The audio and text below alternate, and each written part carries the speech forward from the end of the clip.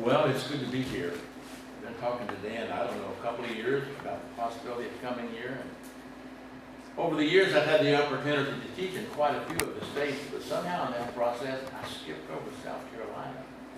So when I met him in Memphis and he said South Carolina, my ears perked up and I thought, oh, this is my chance. And here I am. I appreciate the topic that you all have also. I think we all need to be reminded how solid the foundation is for what we believe. My parents and I found the Lord's church very early in my life, and I'm grateful for that. They were of denominational background. One was from a Methodist family, one was from a Baptist family. But some people down the street, I don't even think they were close friends, but they invited us into their home, and they showed us the charts that presented the gospel message. My mother and I were baptized, and a year later my dad was. So I was blessed to find the church early in my life. But I think there is a sense in which I was blessed to find it from the outside. I wasn't reared in the church. I don't know that I had any other family members that were members of the Church of Christ. So I think that has taught me to maybe appreciate the Lord's church more than some people do. And at some point, for the first 18 years of my life, over my career, I worked up in Washington, D.C. I worked for one of the Studies and Analysis Corporations up there. My background is in science. By academic training, I'm a physicist. But it wasn't until the mid-90s that I decided to make a change and become a preacher, a full-time preacher, so I guess I'm kind of a late-in-life preacher. But my concern has been, even before I became a preacher, is the wonderful people who sit in our pews, they know what we believe, but they don't necessarily know why.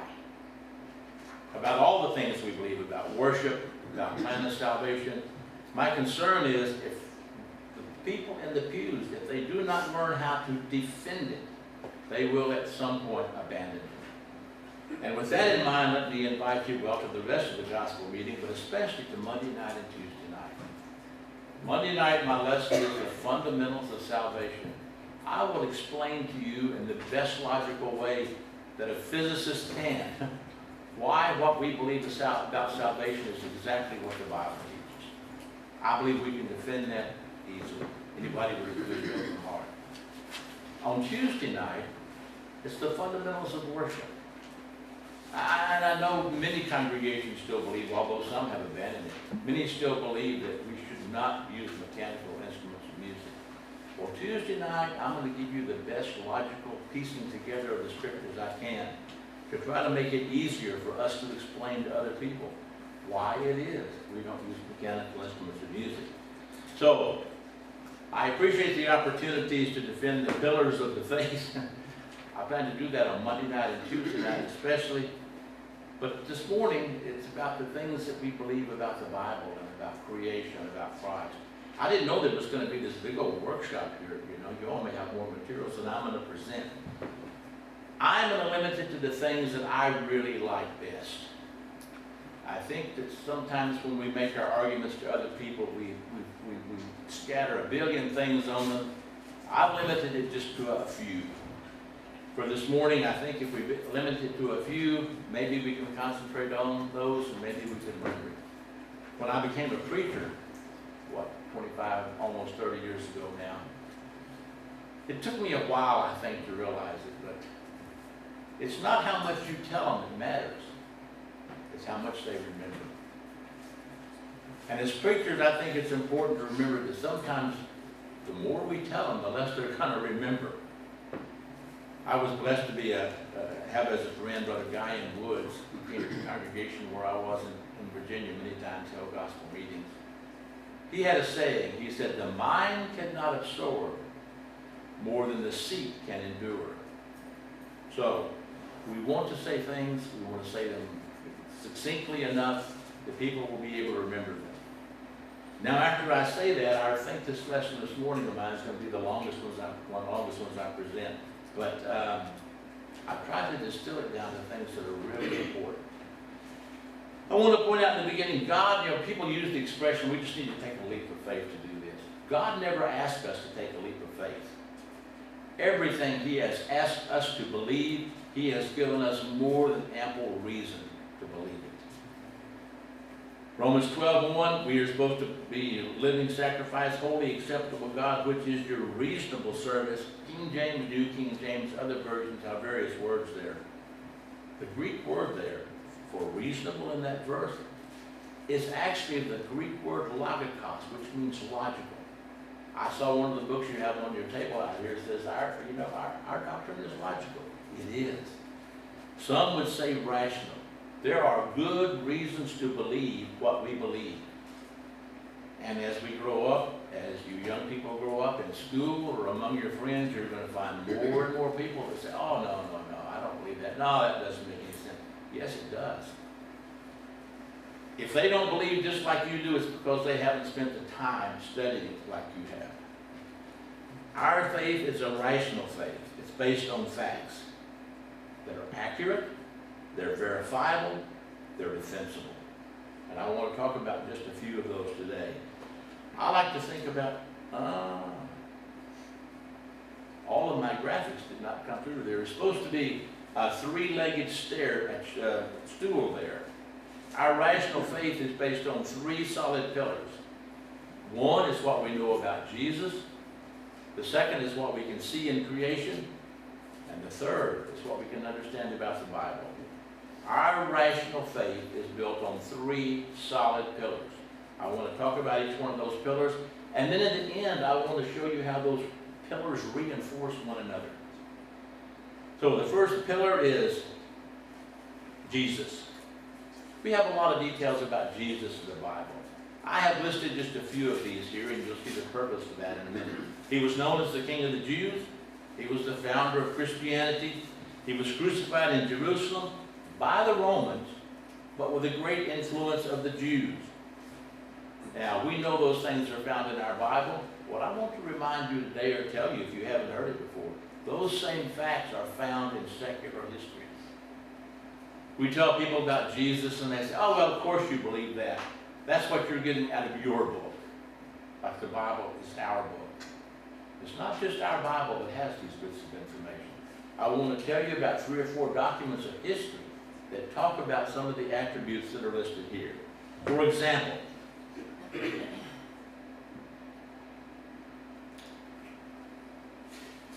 not long after Christ was on this earth, people were talking about him. Some of the historians were writing about him. Some of the Roman rulers were writing about him. This was a private letter that they found about AD 74. Jesus was probably born, as the calendar has been adjusted, probably about 5 years before Christ. I believe he died about AD 30. This was less than a generation after Jesus had come and lived and taught and died. This man, Mara ben Serapion, wrote a letter to his son. And the point that he's making in the letter, I'm not sure it's a valid point, but the point that he's making is people who kill wise men. Bad things happen to people who kill wise men. And he wrote about Socrates, the Athenians killed. He wrote about Pythagoras. He wrote about wise men that had been killed by people and how their lives turned into a disaster. He gave those 2 well-known examples from history, Socrates and Pythagoras, but he used a third example. He used Jesus. He says, what happened to the Jews after they executed their wise king? He says it was just after that their kingdom was abolished. Of course, Jesus was crucified about AD 30, AD 70. The great destruction, the Roman army came into Jerusalem and literally just flattened it. So what he's saying is he had 2 really good examples to make the point to his son that bad things happen to those who killed wise men. He had Socrates, he had Pythagoras.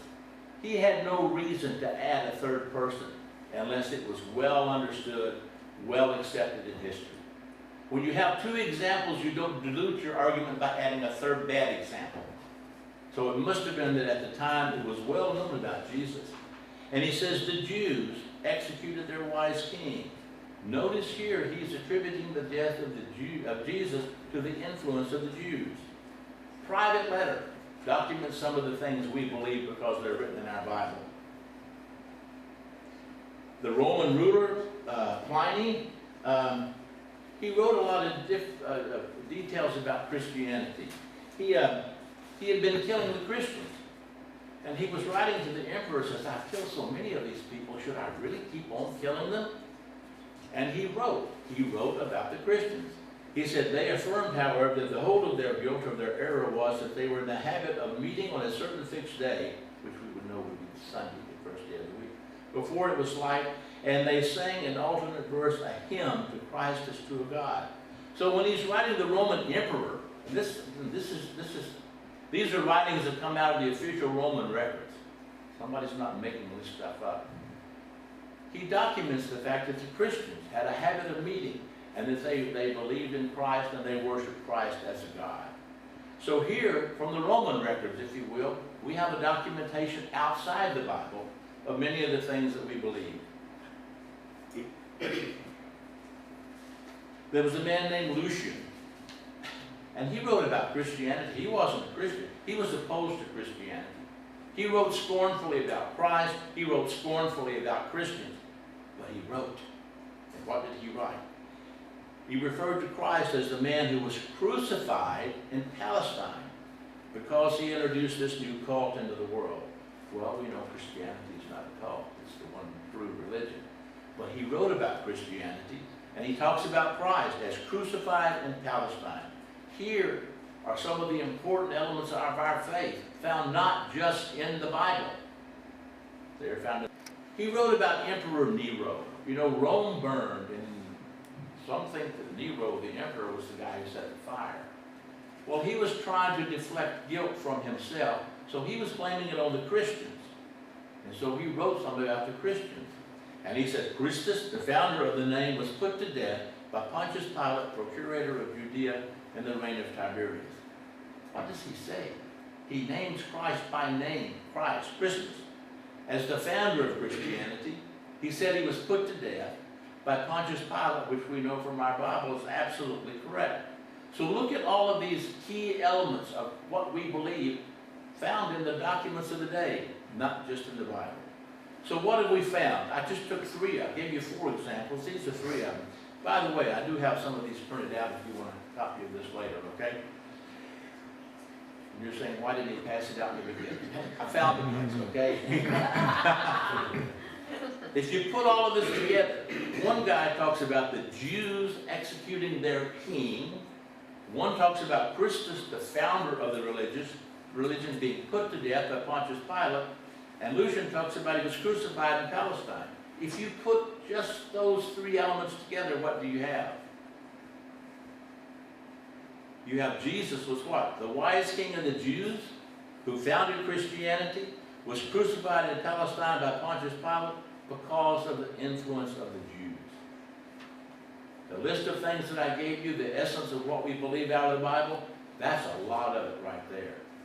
So if anybody ever says, well, of course you believe those things, those are written in your book, say, not just in my book. They are written in the history books of the era. They are written in the Roman records of the era.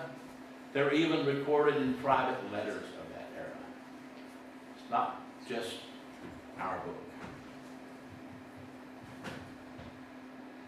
Jesus is a historical fact. One of the commentators, F.F. Bruce, said, you know, some people want to say that Jesus was just a myth. People just made up about him. He really wasn't there. Just a made up, just one of those things the Bible has that's just not right. Ruth points out that some writers, notice he uses the word writers, may toy with the fancy of a Christ myth, but they do not do so on grounds of historical evidence. The historicity of Jesus, that is, the historical fact of Jesus, is as axiomatic, he uses big words. The historical fact of Jesus is as true as to an unbiased historian as the historical fact of Julius Caesar. We believe in other people of that era that we've never seen. Well, the evidence for Jesus is just as strong. He says it's not historians who propagate the Christ myth theory. It's not the historians that do it. And something I'm going to point out later throughout several of these. Psalmist says, the fool has said in his heart, there is no God. People may have motivations, selfish motivations, for trying to claim that Christianity is not true. That's a heart problem that they've got. And the psalmist correctly says he said it in his heart. His head knows better. If his head looks at the objective evidence that's there, the objective evidence shows that what we believe is true. The ones who doubt it are the ones who do not want to believe it. They are the ones with a heart problem. So pillar number one of our faith is Jesus. He was, he is the Christ, the promised Messiah.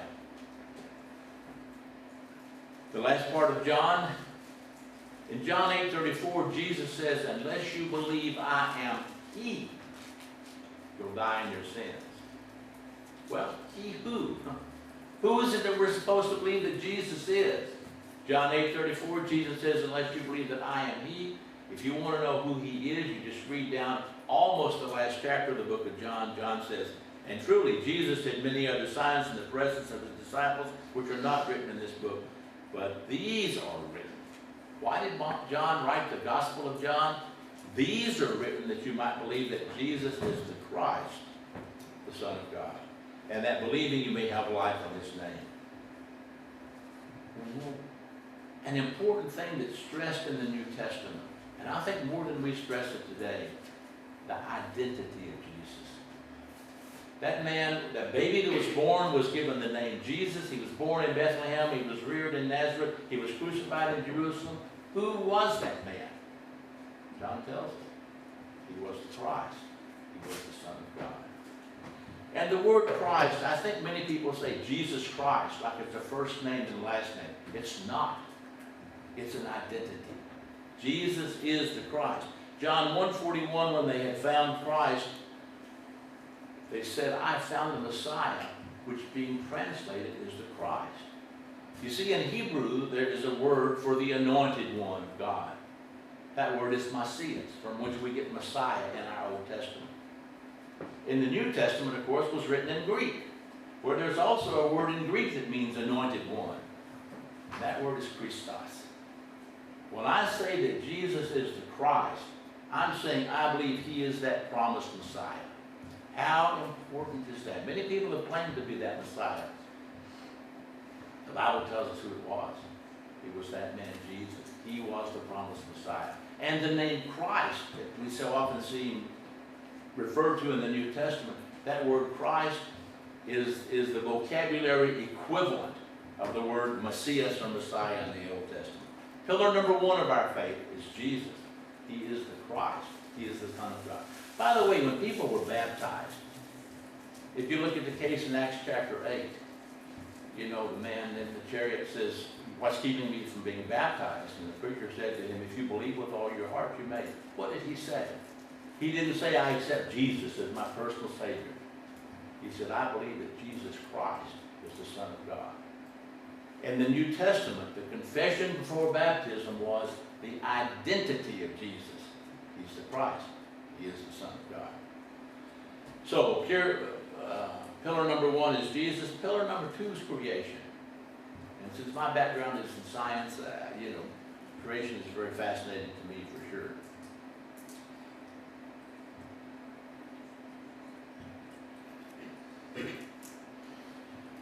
Many times we look at Romans chapter 1, and well, we should.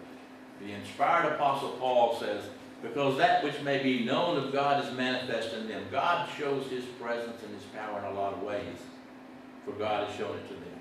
For since the creation of the world, his invisible attributes are clearly seen, being understood that the things that are made, even his eternal power and Godhead, so that they are without excuse.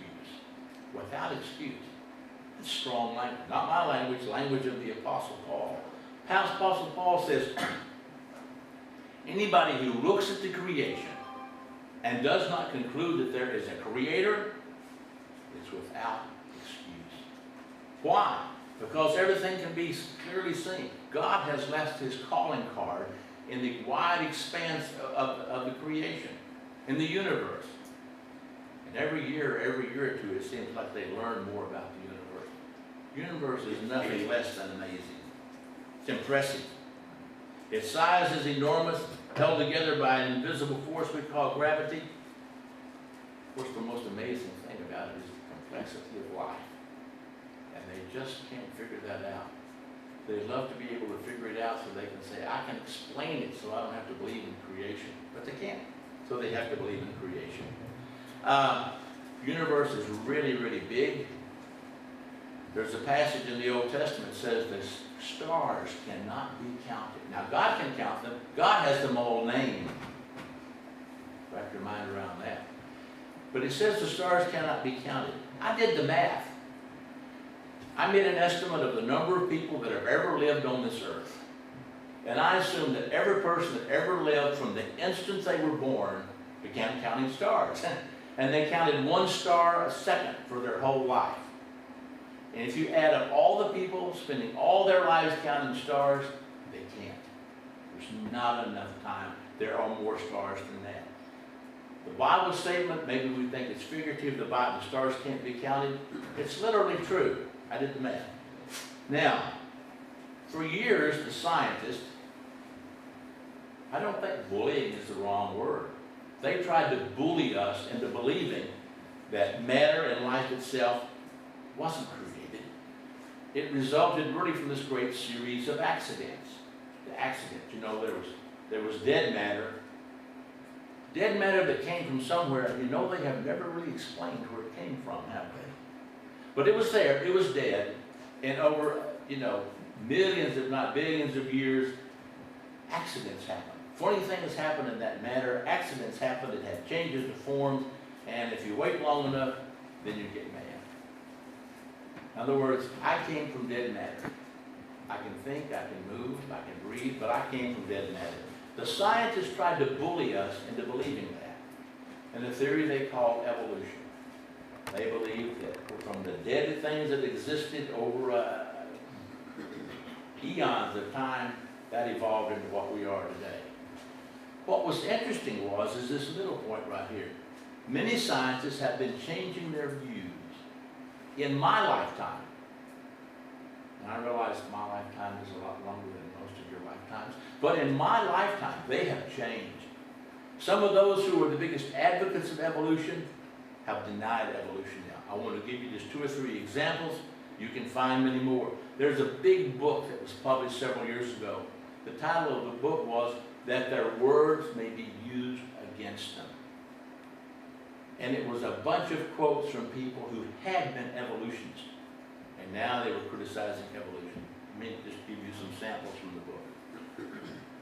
One was Dr. Lipson, a famous British physicist and evolutionist, says, to my mind, the theory does not stand up at all. Here he's been defending this and preaching this and proclaiming it. His career was based on it. Some of these people, it was like one morning they woke up and they said, wow, this really doesn't make sense, does it? He says, it does not stand up at all, the evolutionary theory. He says, I think, however, we must go further than this and admit that the only explanation is creation. He says, I know this is anathema, bad stuff, to physicists, as indeed it is to me. But we must not reject a theory that we do not like if the experimental evidence supports it. He's saying evolutionary theory is not logical. The pieces don't fit together. And I will give you my prediction as a physicist. I believe that 150 years from now, you can write this in your will for your grandchildren today. 150 years from now, people will laugh at the theory of evolution just like they laugh at the flat earth theory. Many years ago, people, oh yeah, the earth is flat, we believe the earth is flat. Well, we think that's laughable today. I'm telling you that the theory of evolution is as illogical as the flat earth theory. And I believe that within 150 years from now, of course, I think I've been saying that for about 20 years, so maybe I need to address that. It's going to be laughable. It does not hold together. And that's what this physicist said. The theory does not stand up at all. Now, if you're not going to believe in evolution, what are you going to believe in? I want to suggest to you, I probably should have put this on a slide, there are only 2 choices. In events that occur in life, there are 2 choices. They're either random or they're not random. They're either random or not random. And for an event to be not random, it has got to have something causing it. It's got to be on purpose. If it's not an accident, it's got to be on purpose. It's got to be purposeful. And what he says is, if I deny the fact that a group of random events can produce the result of evolution, I've only got one choice. I've got to believe in creation. It was caused by some intellectual entity. Now, I think we have to be a little careful. Just because they say, oh, it's got to be some outside entity that does it, that doesn't mean they're necessarily believing in the God of the Bible. But they're recognizing that random events can't produce the effect. So they're saying there should be some cause. There should, if they're not done accidentally, they're done purposely. If they're done purposefully, there's got to be a purposer. He says, I know this is an aspect of physicist, as it is to me. If we must not reject the theory if we do not like. Liking. Liking is things of the heart, isn't it? He's saying, those whose heart like this have to be careful. Experimental evidence does not support it. In other words, they shouldn't let their heart be liking stuff that their head knows is wrong. But that's what these people did for much of their career. That was Dr. Lipson, Dr. Dennis Gabor, a Nobel Prize winner, said, I cannot believe that everything developed by random mutation. It just couldn't have been a bunch of accidents. If it couldn't have been a bunch of accidents, there must have been something purposeful that happened there. Crowley, a zoologist, says the explanatory doctrines of biological evolution do not stand up to an objective, in-depth criticism. These guys have been preaching this stuff for years, and all of a sudden they're willing to be honest with us and say, well, you know, I never really thought it made sense. They prove to be either in conflict with reality or else incapable of solving the major problems involved. It just doesn't work. 150 years. Counting. Okay. And there's one more, and I particularly like this one. There was a time that two of these people teamed up. One was an atheist. An atheist is a person who says, there is no God. The other was an agnostic. An agnostic is a person that says, yeah, I don't really know. Gnosticism is knowledge. Gnosticism means I don't know. So we got these two people, famous mathematicians and scientists, teamed up to study the origins of life. Looks like a good thing, right? What did they conclude? They concluded the probability of life originating at random, by accident, at random is so utterly minuscule, it is so small as to make it absurd. He's saying it's just ridiculous. It's just ridiculous to think that all of this came forth from those dead elements, like so many people believe, like these people believed for many years. The probability of life originating at random is so utterly minuscule as to make it absurd. Then he says it becomes sensible to think that the favorable properties of physics on which life depends are in every respect deliberate. Deliberate. What does that mean? Somebody did it on purpose, right? It was deliberate.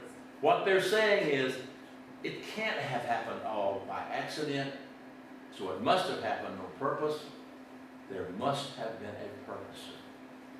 Now, this was kind of earth-shattering news back then. These are two people, their careers were built on evolution. So when they reached their conclusion, there was an article that came out in the London Daily Express, and the headline of the article was, two skeptical scientists put their heads together and reached an amazing conclusion, there must be a God. You see, it's true in science and it's also true in religion. People can talk and talk and talk and talk, but when it comes to the point that their academic reputation is based on it, they're going to quit trying to fool us. They're going to tell us things that are true. That's why if you look back at the commentaries in the 1800s, Adam Clark, some of those Methodist Presbyterian commentators, they teach exactly the same thing we do. Why? They knew their Bibles, and they valued their academic reputation more than they did their religious denomination. And so when it came down to it, when their reputation was on the line, they were going to tell the truth. Same thing here. The theory is so obvious that, he says there must be a God. That is, that it must be a God. That one wonders why it is not widely accepted as being self-evident. So if we are in the camp that says, yeah, we believe the Apostle Paul, the evidence is there, The evidence is there. It's overwhelming. It's obvious to any objective observer. If we're standing with the Apostle Paul, there are a lot of scientists that are beginning to join the camp. Now, I think it's hard for us to realize how startling these statements are. These were people whose careers, their reputations were based on evolution. But they turned against it. They turned hard against it. One of the other persons, I didn't put his story on here, he said, I woke up one morning and I realized there was not one single fact that I knew about evolution. I had been preaching it, he'd been supporting it for years. But all of a sudden, in a startling moment of honesty, he says, I just realized there's not one thing I truly can know about evolution. They've turned hard against the evolutionary theories. Paul says, for since the creation of the world, his invisible attributes are clearly seen. People that don't accept that are without excuse. What can we see from the creation? You can see the power of God. Something I think only the past 10 years have I begun to really appreciate. We can see the imagination of God. When God created one of those colorful fish, when God created one of those beautiful trees, he didn't have a picture in Wikipedia that he was looking at as his guidelines for designing that. That came out of God's mind. Think of all the things that we have, and we're discovering more all the time. That came out of the intelligence, out of the imagination of God. His invisible attributes are clearly seen. One of those attributes is his ability to imagine and conceive and put things into practice. It's amazing. And you know what's also amazing? He created us and all of those things in a way that we can see them, we can appreciate them. Simple example. What if God had created us with black and white vision? He could have done that. A lot of people only have black and white vision. What would we have been missing? We would have been missing a lot of the evidence of God's creativity, of his imagination. We saw everything in black and white. So, pillar number 2 is creation. Jesus, historical fact, not just documented in our Bible, documented in the records of history. Creation, it's all up there. People who look at it, people who look at the creation and don't conclude there's a creator, Paul says they're without excuse. Third thing I want to talk about is the Bible. The Bible's an amazing book. The Bible's been around for a long time, as you know. Let me remind you of one thing that I think becomes significant. Sometimes we quote these passages out of Isaiah or Jeremiah, and they're making a prophecy. And the skeptics will say, well, they weren't really prophesying. Those books were really written hundreds of years later. They were just recording facts that they knew had already occurred. Sometimes to date those Old Testament books is a little bit difficult. But let me remind you that whole Old Testament was translated from Hebrew to Greek when? About 200 BC. So I don't think there's a person on the planet that's going to be able to muster any kind of argument that our Bible is not at least dates from 200 BC. It's at least 2100, 2300 years old. Now I believe the dates of Jeremiah and all of those. I believe the old dates. That's good. Several months one time looking at the dates and trying to come to a resolution of the relative order of those things. So I believe the dates. Don't think I don't believe the dates. But if somebody's saying, well, of course those prophecies came true because they waited 500 years and they recorded them after the fact. Well, don't let them claim anything was written after 200 BC. Because that's when the whole group was translated. The Hebrew and Aramaic Old Testament was translated into Greek, the Septuagint or the Septuagint. That's a well-documented process. We can prove our book is really, really old. Our Bible's not a science book. Something else somebody pointed out several years to me ago, and I hadn't really realized before. Many of the religions, they have their tenets, they have their beliefs, but they come like in a list. Our beliefs are recorded in a historical document. Not only do we have God telling us those things to believe, we have those teachings mixed in the lives of people. What does that mean? It means two things. One is we've got this wonderful history book. We've got the only history book that we know is accurate. And I think the historians are finally waking up to that fact. They wanted to say, oh, no, it's in the Bible. It's just a myth. It's just made up. Well, they're backing off of that now. The other thing is, since the documents that are recorded in that book, since they're meshed in a historical document, what does that mean? That means we can check the historical facts. If Paul talks about a city being in a certain place, or talking about something happens at a certain date, I can take secular history and I can verify that those are correct.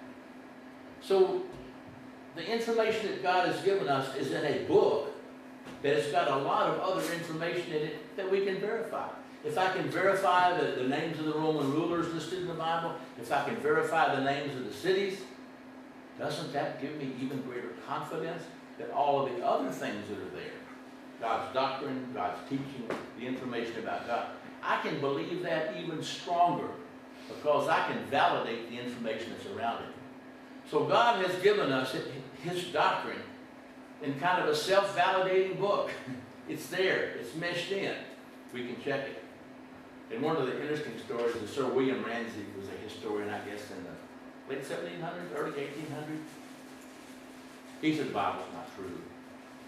He looked at the descriptions of Luke, you know, Paul's missionary journey, and he says, that's not right. There never was a place like that. There never was a ruler called that. He said Luke was a third-class historian. So he set out, I guess, with his little pick and shovel and brush, and he went down through the area, and he was going to disprove Luke. You know what he did? He found out that Luke was right every time.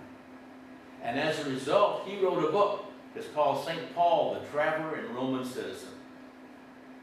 And he records the accuracy of all of those things that for years he had tried to deny. The people who deny the accuracy of the Bible, the people who deny the accuracy of what we believe the Bible teaches, they just haven't spent the time they need to check it. Okay, the Bible, as a result, it also times it reveals facts that men could have not known at that time. Science has progressed over the years, over the decades, over the centuries. There's some things we've learned in the past 100, 150 years that were not known before that. Things in medical science, other things about science, they've only been discovered recently. So if we find some of those facts recorded 2,000, 3,000 years ago in the Bible, how did they know? They didn't know. That knowledge was not available on this planet. It must have come from God. Let's look at just 3 examples. Now there are other things. I know people will give you a list of 20 things where there are hints in the Bible about things that are true in nature. I want to stick with these 3. I tell you, if I'm going to be in an argument with somebody, some people will say, here are these 3, and oh, here's another 10. Here's my 3 strong arguments, but I've also got this other 10. What's the person you're arguing with? What's he going to do? He's going to start picking on the other 10. Don't give him the other 10. You put your best arguments out there on the table and you stick with them. If he says, well, what about this over here? I'm not talking about that over there. I'm talking about this right here. You stick with the strong legs on your stool. As part of God's covenant with Abraham in 1900 BC, male children were to be circumcised on the 8th day. We know that. We've heard that all the time. We've heard about the Bible. What's remarkable about that is medical science did not understand until about 1900 AD the clotting process, things that occurred in blood. They didn't understand the clotting substance. When they learned about the clotting substances, they found that when a baby is born, a baby male is born, there's very little of that clotting substance for the first 5 days of its life. It's really on days 5, 6, and 7 that clotting substance begins to be available. On the 8th day, it is absolutely maximum. On the 8th day of a little boy's life, that substance that clots blood reaches a maximum, and from that time forward, it tapers off a little bit. It doesn't go to 0. But if you had to pick one day to cut a baby and know that this blood was going to clot correctly, the very best day is the 8th day. So not until the 1900s did they learn about these clotting substances. Abraham was told to circumcise those males on the one day that had the maximum amount of clotting substance. How did that happen? It didn't happen because Abraham or anybody else back there knew that. That must have come from God. Nobody on this planet knew that for another 3,000 or 4,000 years. Must have come from some entity that's not on this planet. The ark dimensions. God gave the dimensions for the ark, right? 300 cubits, 50 by 30. Notice the ratio is 300 to 50 to 30. Okay. Did Noah get that ratio by building sample arks and floating them on the flood? There wasn't a flood, right? He built the ark according to the dimensions that God gave to him. That's how he knew how to build it. Well, in the 1800s, people on this planet began to build big ships. Not fast ships, ships that were made to float a lot of cargo. Gave you a couple examples. Isambard Brunel in 1844. This ship was called the Great Britain. Other shipbuilders during World War II, there was a whole series of them. They called them the ugly ships or the ugly ducklings. They were big. They carried cargo. And these ships, when they were when they had engineering principles to talk about the displacement of water by the vessel, when they actually could build smaller ships and test it, what were the dimensions they came out with? Well, these may not have been as big as the ark, but the ratio they determined was the very best for a big something that was going to float a lot of cargo. The ratio was 30 to 5 to 3. Knowledge of the optimum ratio did not come from this world. It could only come from God. So these are examples of things that people on this planet could not have known, but they're in our Bible. Remember, that Bible is at least 2,000 plus years old, but it was translated in 200 BC from Hebrew into Greek. One more. And this one is kind of my favorite. This is an area where people have greatly misunderstood a passage in the Scriptures. In the New Testament, Matthew 24. That's the passage that talks about wars and rumors of war and all those bad things, and the people on TV says, yes, the end is near. We can tell the end is near because this country is invading this country, and the Bible talks about wars and rumors of war. They have tried to use that chapter as a series of warning signs before Jesus returned, before the end of the world. That's not what it's about at all. And some people say, well, you know, Jesus did a lot of miracles. If I could see one of those miracles, then I'd believe it. I'm telling you, I can give you an example of a miracle that you can see. You've got to have to kind of do the research. You have to kind of put the pieces together. And it's not visible like somebody being raised from the dead. But it's just as visible to the intellectual brain as that is. And it's I think one of Jesus' greatest miracles. Restoring life, restoring health, those are great. To me, the most impressive miracles are the ones where God lets down the time barrier and lets somebody see into the future. That's exactly what this is. Jesus, as deity, was allowed to see into the future. He was allowed to see 40 years into the future, and he predicted events that would be occurring during that time period. They're listed in Matthew 24. So I think this is one of Jesus' greatest miracles, and events that was foretold by Jesus happened after he died. Nobody can accuse him of manipulating events to make these things come about. He was dead in the grave. Actually, he wasn't in the grave, or was he? Okay. Happened after he died. The events are those detailed by Jesus in Matthew 24. In Matthew 24, you know, Jesus with his disciples had walked by the construction of the temple. They were rebuilding the temple. Huge stones. And they asked him some questions. And Jesus talked about things that were going to be in the future. Jesus said not one stone will be left upon another. And they asked him, when's that going to occur? Now they asked him some other things, but that was the key question. He answered the question. He gives a prediction of it must be 24 events that were going to occur between the time he was speaking those words and the time that the events would occur. The level of detail is striking. The fulfillment is crystal clear.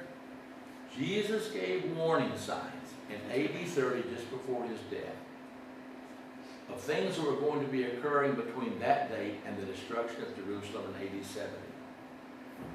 They were fulfilled over the next 40 years. Basically, he's telling them what they need to know, so they'll know when to get out of Jerusalem before the Roman army destroys it. He's giving them very important warning signs, and they understood that, and they heeded the warning signs. Let me tell you the rest of the story here. I'm going to list 4 of the warning signs. You can look at Matthew 24. They'll be familiar to you because you hear them all the time. People saying, oh, the end of the world is coming, here are the things. It talks about wars and rumors of war. Well, in that historical time period, between AD 30, when Jesus spoke these words, and the next 40 years before AD 70, when Jerusalem was destroyed by the Roman army, these are things that occurred. Tacitus in his history wrote, the era was rich in calamities, horrible with battles. You think we have a lot of wars today? They had a lot of wars back then. It talks about famine and earthquakes. In that time period, 4 famines occurred. In fact, if you look at Acts 11, we have a record in our New Testament of one of those famines. History says an earthquake in Rome in 65 killed 30,000 people. Jesus said the disciples will be imprisoned and persecuted and betrayed. James was killed by Herod Agrippa I. John and Paul were persecuted. These are the fulfillment of the things that Jesus says was going to happen. It talks about great tribulation. And people who support premillennialism, they have a very different view of that. Tribulation is a lot of bad stuff happening. What the Romans found was, when they finally conquered Jerusalem, they broke into the city, they found during the time period they had the siege around the city, people starved to death. And if you want to, and if you have women were eating their own babies. The starvation was that bad.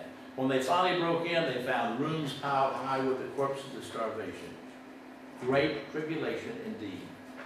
And a point I'd like to make is even the temple itself burned.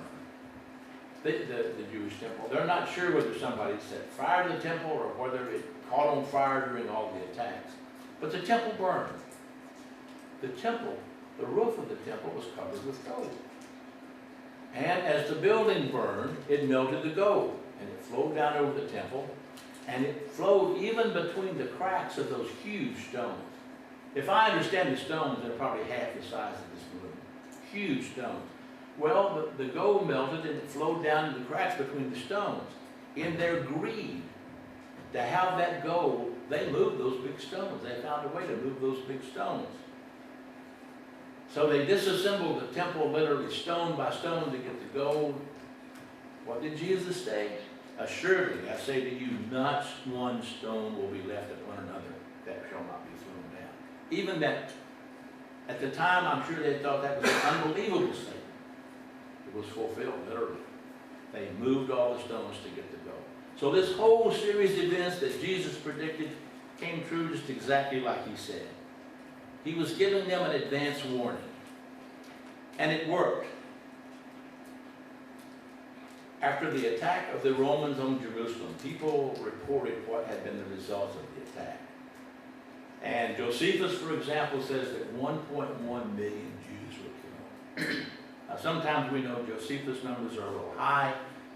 That's a lot of people. Jews. That many Jews. It's important to note it was the Jews that were killed. Other historians say that they would even say that not one Christian died. There certainly weren't many Christians.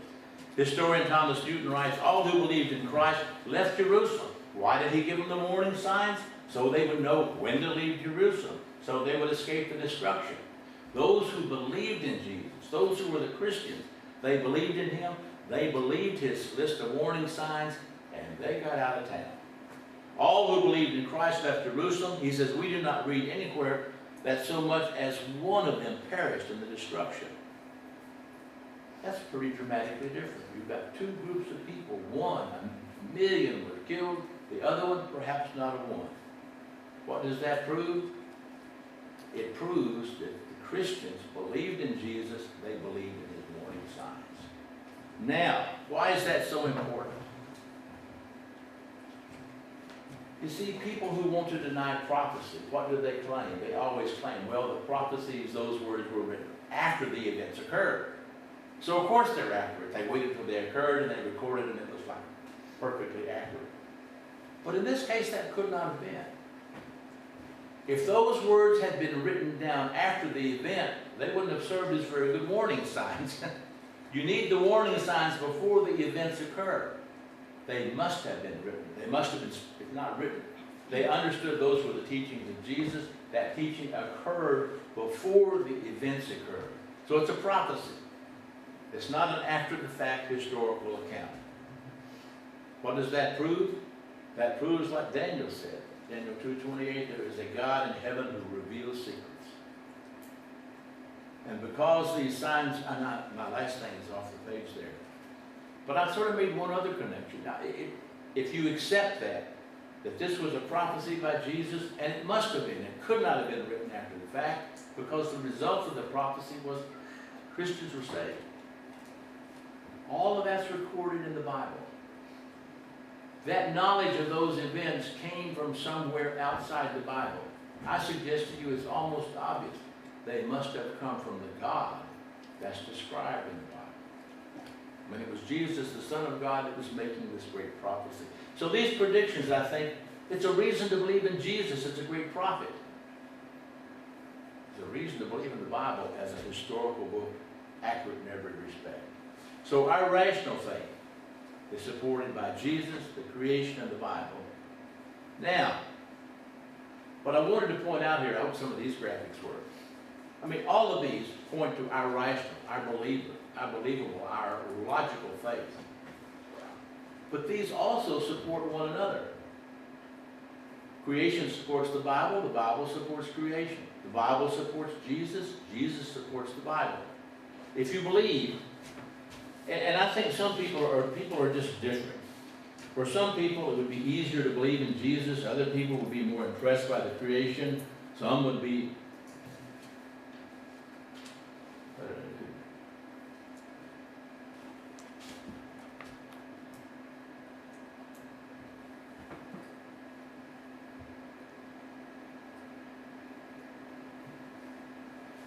must have touched something.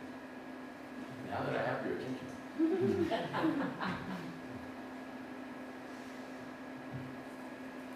A brief review. There will be a test.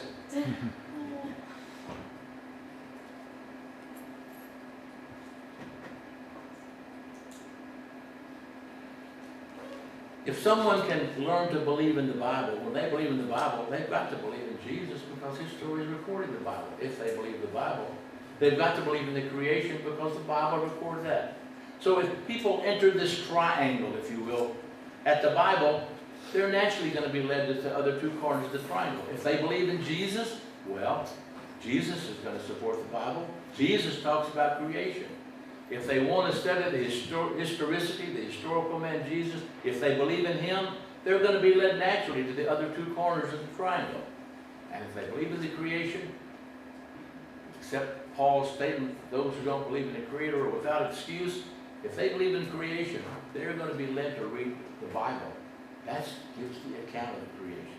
And of course, Jesus, how many times, and it's an interesting study to do, how many times did he refer to events that were a part of the creation? People say, well, you know, there really wasn't creation. Genesis is just a myth. It was just made up to satisfy those people of that era so they'd have some story to believe about their origin. Jesus refers to those verses like they're absolutely true. If Jesus is going to accept them as true, so am I.